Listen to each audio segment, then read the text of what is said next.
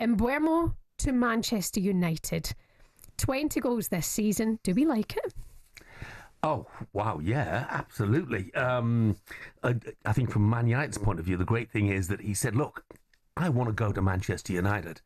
When he's certainly got other offers on the table as well. It was a blow for Brentford, but Brentford fans get used to it. They're a selling club. They know they're a selling club.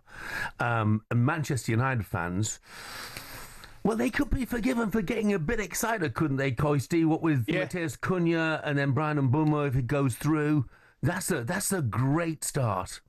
Oh, without doubt. I mean, with two extremely talented players, and Mbeumo's been fabulous, I've got to say, in that Brentford side, along with Visa and Kevin Shadder. I think they've been excellent. But you're right. You're absolutely right. Brentford fans probably don't like to hear it, but they are a selling club. And from Manchester United's point of view, I still don't think the ideal situation, and I know finances will dictate, and if they're offered ridiculous money for perhaps their only player last year, they'll probably have to take it, and it might be too good a move for him to knock back as well.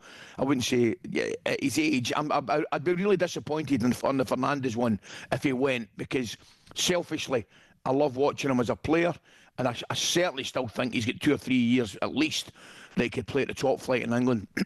But from Man United's point of view, they need new players, guys.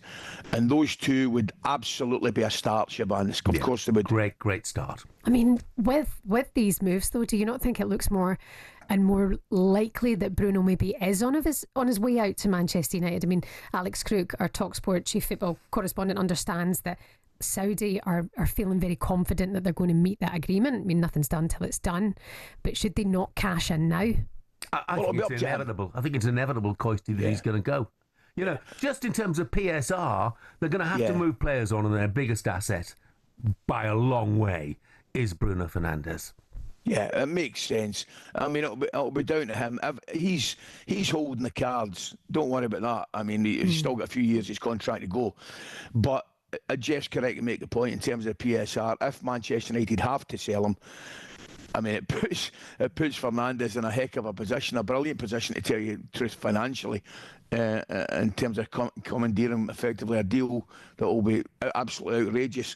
But I still got to say to you guys, I'm disappointed to see him leave Man United, see him leave the league. If he was to leave, I always thought there was a chance he would go somewhere like Real Madrid, you know. I really did. I genuinely thought he was good enough and he could have played certainly that level in that team.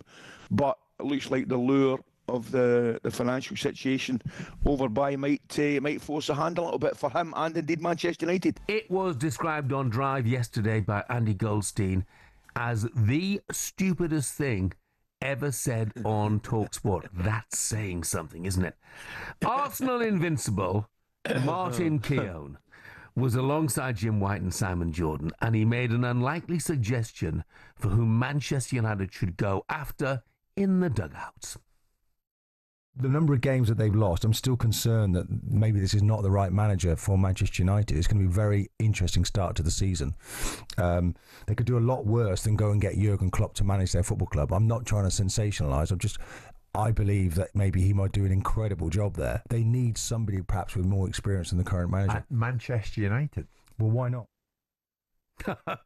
Well, why not? I can think of some pretty significant reasons.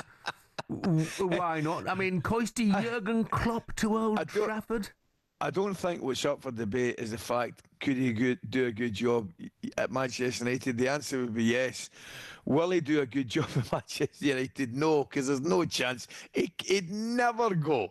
He's already said that he doesn't want to manage, and I'm confident he said he doesn't want to manage anywhere else in England, which I get due to respect for the job he did at Liverpool. So if he said that, the very last place on earth that he'll go is Manchester United.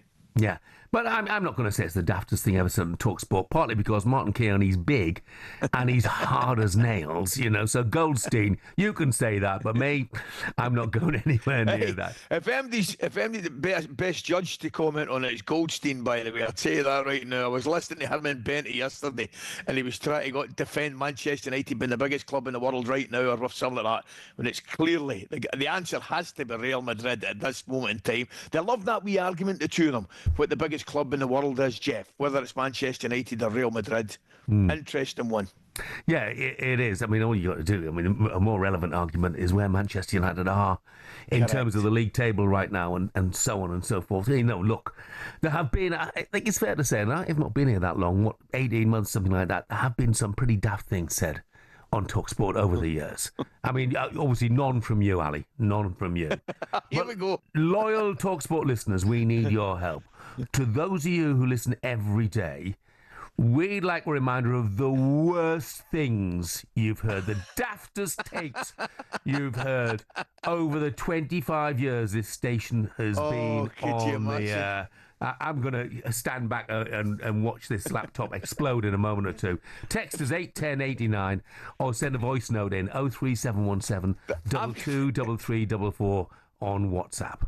Listen, I'll tell you right now, the next 2 hours is going to turn into the Jamie O'Hara and Gabby Bornhorst show. There's no doubt about it. Yeah, with a little tribute to Bob Monkhouse along the way. Oh, that was the best ever. No, that's one. That won't get beaten. That will not get beaten. Well, you know, Auntie Naomi might feature as well. But look, you don't want to hear from me. We want to hear from you. What are the worst takes you've ever heard over the 25 years this station has been on the air? And I mean, you know, when I was at Sky Sports, by the way, people still remind us now of how myself on the panel said, Kevin De Bruyne, they're paying how much for him when he went to Manchester City? And people will never let it drop, Great, isn't it? you know, because it turned out to be a daft take. But, you know, it's easy to see things differently in retrospect, Correct. isn't it? When somebody, Connor's already texted in and said the daftest thing he's heard on talkSPORT is Arsenal can win the Champions League. Thanks, Connor. talkSPORT Breakfast, waking you up Monday to Friday morning from 6 a.m. on AM, on DAB, via the talkSPORT app and on your smart speaker. talkSPORT.